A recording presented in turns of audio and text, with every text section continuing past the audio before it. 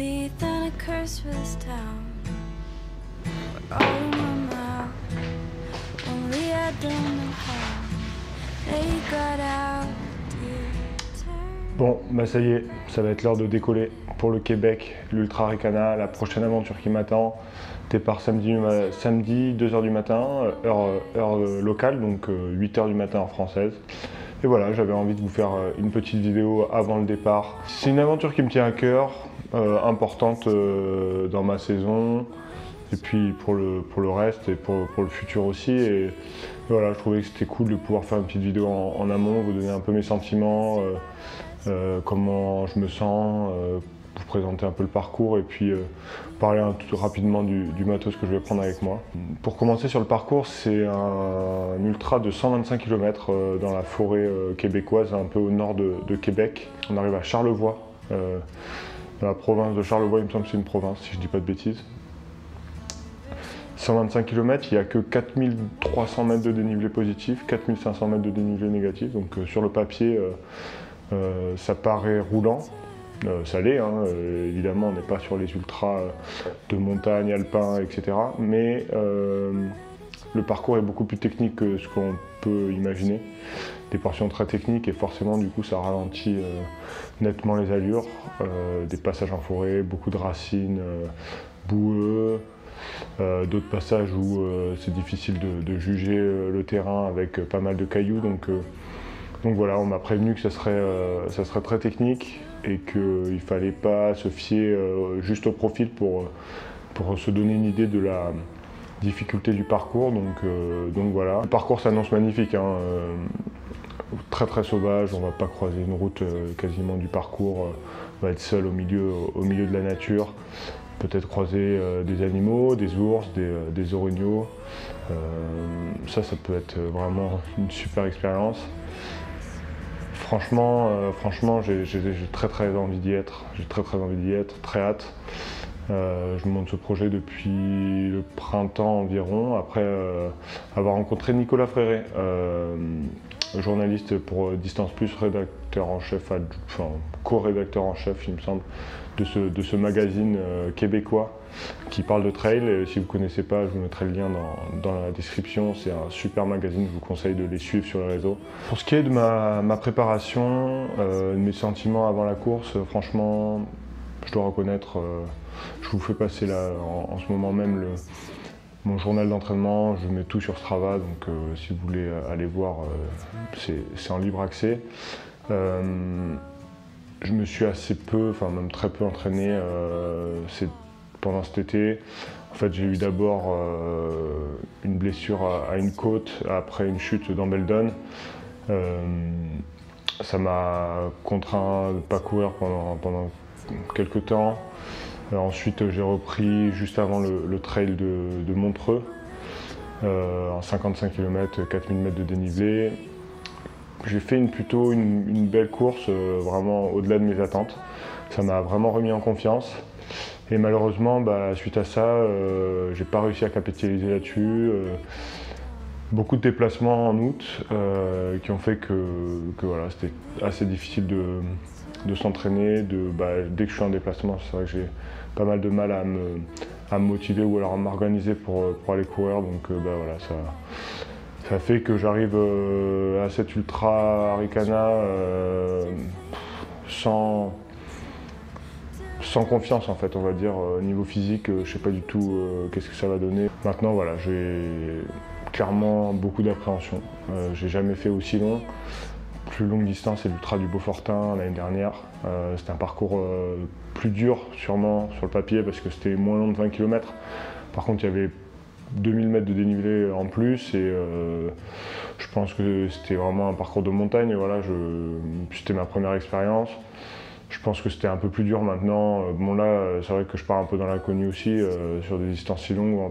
Là, je vais partir à 2h du matin, donc quasiment, donc ça va être quand même long la nuit dans la forêt québécoise.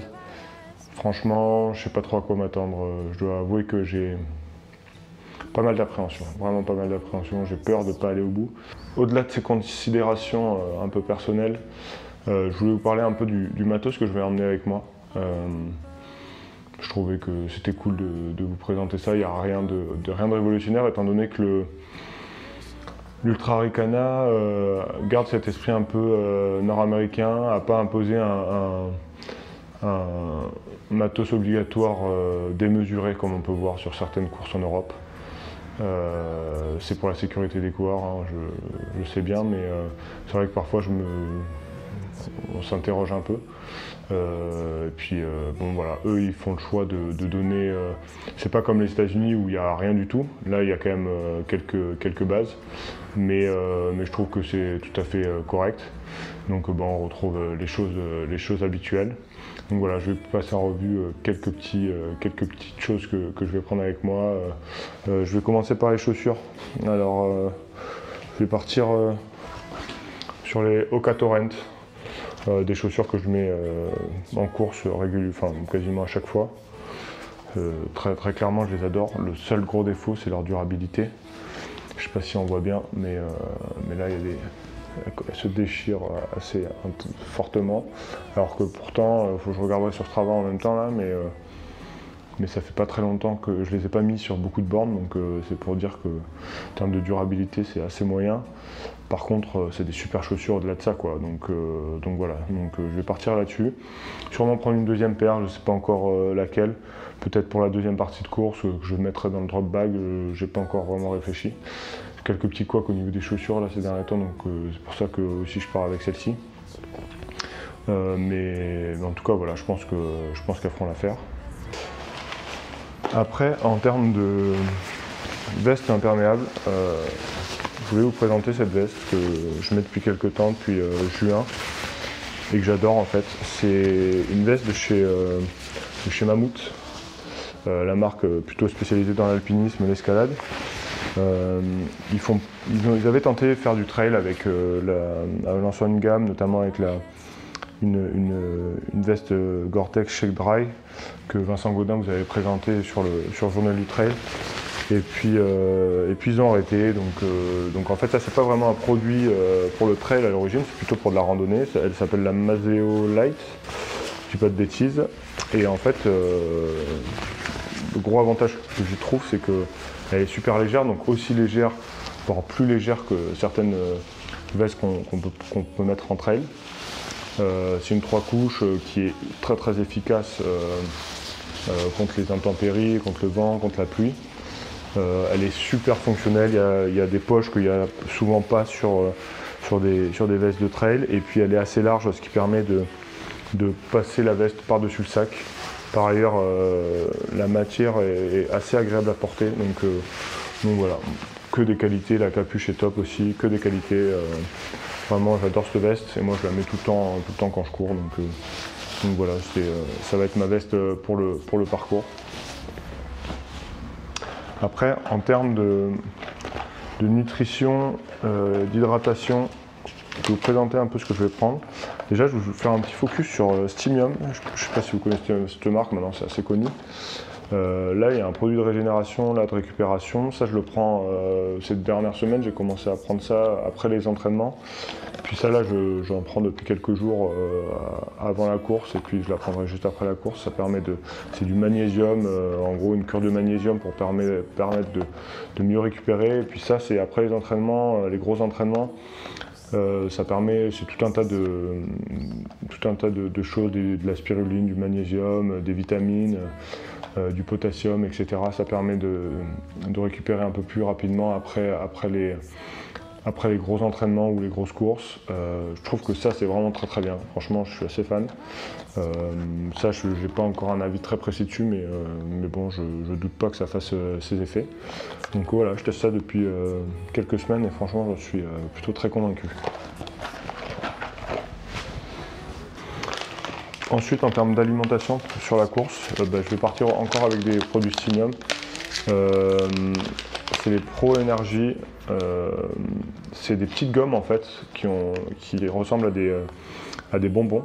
Et franchement, j'aime beaucoup. Moi, j'en prends sur mes longues sorties en vélo, sur mes longues sorties en course à pied. Je trouve que ça fait vraiment bien l'affaire. Et puis surtout, je trouve que c'est ludique à manger, c'est bon, ça a un super bon goût. Je pense que ça, c'est un élément quand même important aussi dans ce qu'on mange, c'est de prendre un peu de plaisir avec ce qu'on a sous la main. Donc voilà, je vais partir avec ces gommes-là. En alternance, je vais partir avec des Barbaou. Je pense que vous connaissez. C'est une marque qui monte quand même dans la nutrition sportive en France, développée par Benoît Nave. Des barres à la fois salées, des barres sucrées, assez classiques. Et puis après, il y a des ravitaux qui sont assez complets sur la course. Donc je n'hésiterai pas aussi à m'arrêter, prendre une soupe, ce genre de choses, comme on fait traditionnellement sur Ultra. Après, en termes d'hydratation, je vais tester quelque chose sur la course. Alors on va me dire oui, non, il ne faut pas tester, il faut essayer avant, etc. C'est vrai, hein, en soi c'est vrai, mais voilà, j'ai rencontré Chloé Lantier, je vais vous parler d'elle juste après, ces derniers temps grâce à Emmanuel Rota, que je fais un petit coucou d'ailleurs et que je remercie pour la mise en relation et puis tout le reste.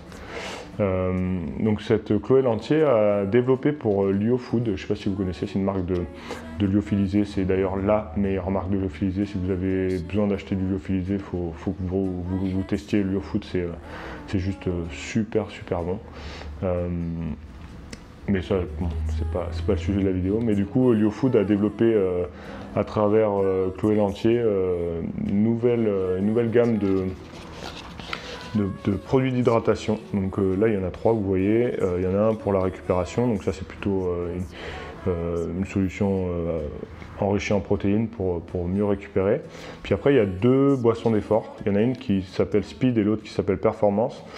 Speed c'est plutôt des sucres à index glycémique élevé, pour vous donner un coup de boost ou sur des distances plutôt courtes. Voilà, c'est pas nécessairement moi ce que je vais rechercher. Je vais quand même en prendre 1 ou 2 avec moi au cas où, si j'ai vraiment un coup de moins bien, ou pour la fin de course, si j'ai besoin de me donner un petit coup de boost. Moi je vais plutôt quand même partir sur la solution performance. Donc là c'est des index glycémiques. C'est une boisson isotonique en fait avec un index glycémique modéré, bas, qui permet de garder une énergie constante tout au long de l'effort. Donc ça j'ai très hâte de tester. Connaissant un peu Chloé Lantier, donc Chloé Lantier il me semble qu'elle est spécialiste en biomécanique, en nutrition. C'est toujours, enfin, elle est coach aussi. Ça a été une athlète, elle est toujours, je crois, athlète Patagonia. Elle a fait des très grandes performances à l'UTMB, etc. C'est une athlète très confirmée. Et donc c'est elle qui a développé ça. Franchement, j'ai assez peu de doutes sur l'efficacité, connaissant sa philosophie. Je pense que ça va vraiment, c'est vraiment des bons produits, donc je vais tester ça et puis après j'irai la voir à Chamonix pour débriefer un peu avec elle. Mais donc voilà, je vais partir avec ça et puis je pense que vous allez en entendre parler dans les semaines qui viennent. Ça va commencer à être commercialisé et franchement, ils étaient sur le stand de l'UTMB, je pense que ça va être un super produit. Je vous en dirai des nouvelles évidemment. Enfin, pour finir, je vais vous parler du sac que je vais prendre. Voilà, Salomon, c'est du classique, mais en fait, ça c'est le nouveau modèle de l'Advent-Skin 12 litres. Pour moi, j'ai quand même testé pas mal de sacs ces derniers temps. Depuis quelques années, c'est très clairement le meilleur sac que j'ai pu avoir entre les mains. Alors, effectivement, c'est pas le plus léger. Il y a d'ailleurs une gamme S-Lab chez Salomon qui est beaucoup plus légère. Par contre, mis à part ça, sur tout le reste, pour moi, il est mieux. Si vous hésitez entre l'Advent-Skin et le S-Lab, je pense qu'il ne faut pas hésiter du tout. Moi, j'ai le 12 litres, donc le 12 litres est un peu plus lourd, mais permet d'amener plus de choses, évidemment. Le 5 litres reste assez léger et ultra fonctionnel. En termes d'ergonomie, il y a des poches un peu partout, assez bien placées, assez bien foutues.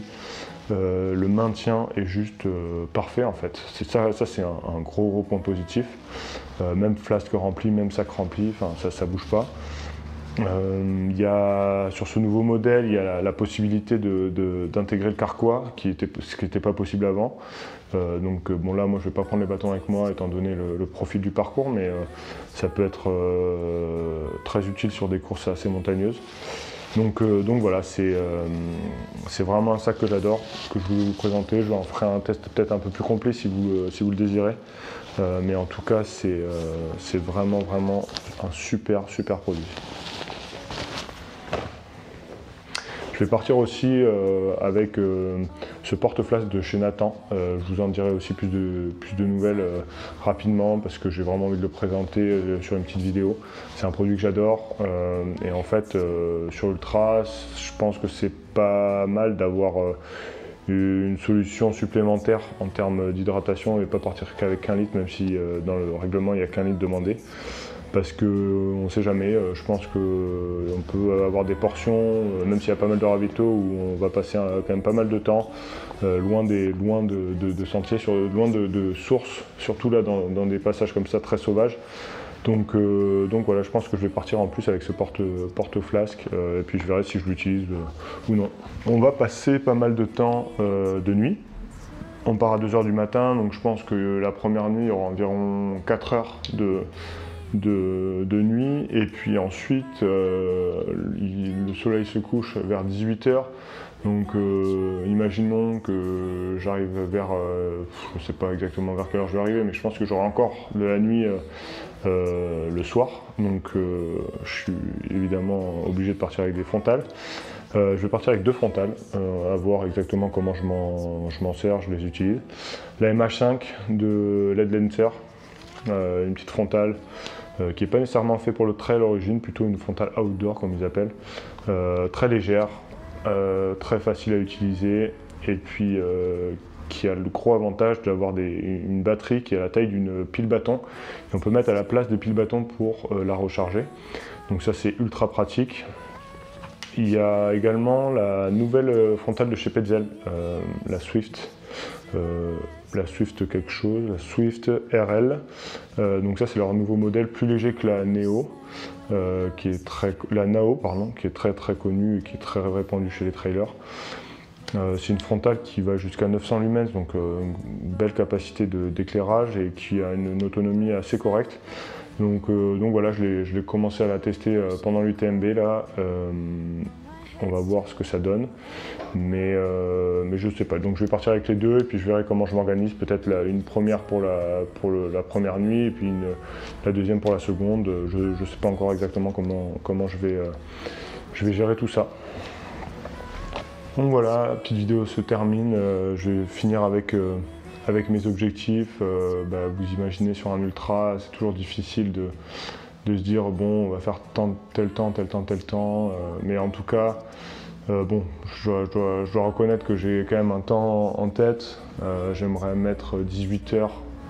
18 h, ça serait pas mal. Franchement, si je pouvais mettre 18 h, je serais assez heureux. Ça me paraît un peu costaud. Bon, le temps limite est de 25. Donc 18 c'est bien en dessous, donc a priori bon, il n'y aura pas de souci au niveau des barrières horaires. Hein. Mais voilà, bon, si j'arrive au bout, je serais très heureux. Ça me permettrait aussi d'avoir une course à 5 points ultra qui sera importante pour des projets futurs dont je vous parlerai rapidement. Mais voilà, on sort de l'UTMB, vous savez sûrement à quoi je fais référence. Donc voilà, j'ai très envie d'aller au bout de cette aventure et puis de vous faire vivre ça avec moi sur les sentiers canadiens. Et puis voilà, on se retrouve très vite au Québec, au Canada. Allez, ciao à tous.